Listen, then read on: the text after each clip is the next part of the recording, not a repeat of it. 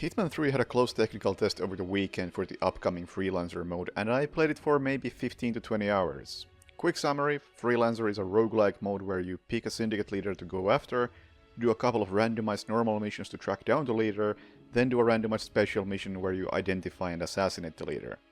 Between missions, you decorate your safe house and admire your gun collection. After killing 4 syndicate leaders, you win. A simplified description would be that it's like a bunch of randomized contracts turned into a campaign. The technical test was supposedly close to the final version, biggest differences being the amount of locations and mastery levels, and the economy might get rebalanced based on the test.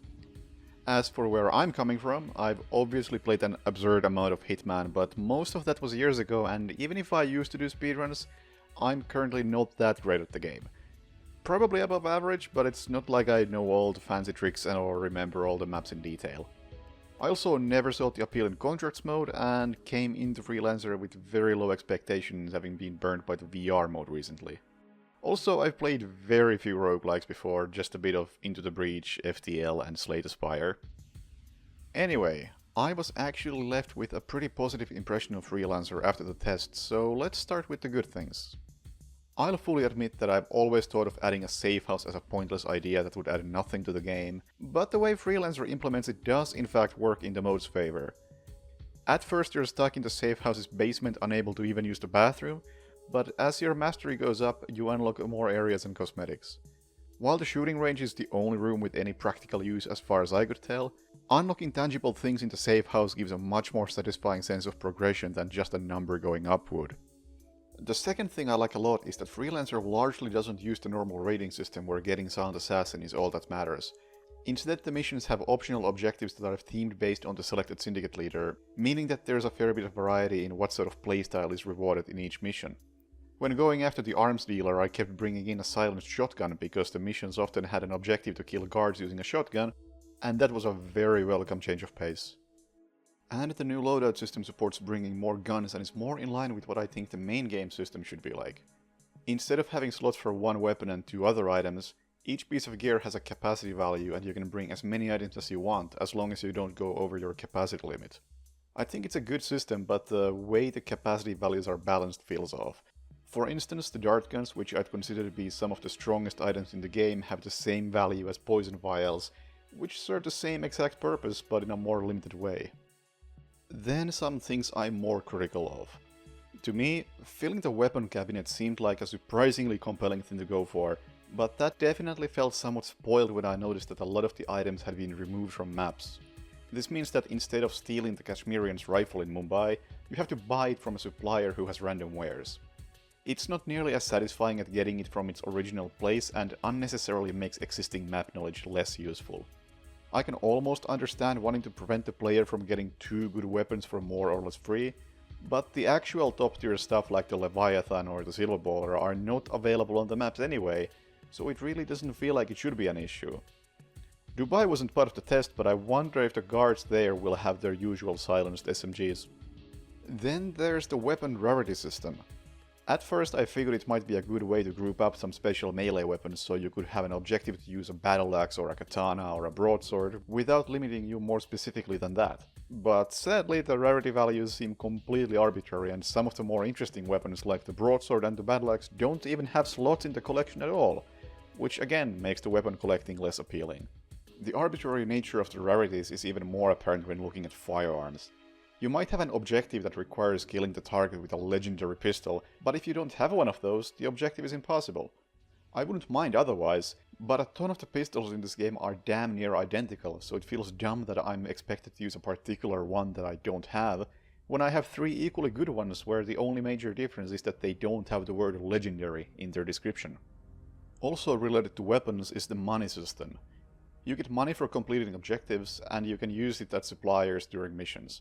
But that's the only way to spend money, and the supplier wares are random. From the collection's point of view, it's not a big deal as you can just take whatever is available, but it feels like a lot of the decision making that could be there simply doesn't exist.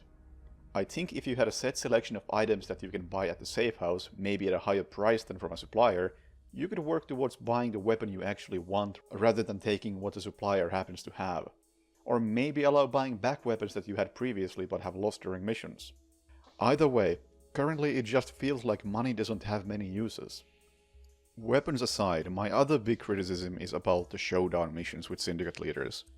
They have some actually interesting ideas, like new NPC types that are undercover, and having to identify the real target from a group of suspects, and the target trying to escape the map when alerted, but after a few of these missions they start to get really tedious.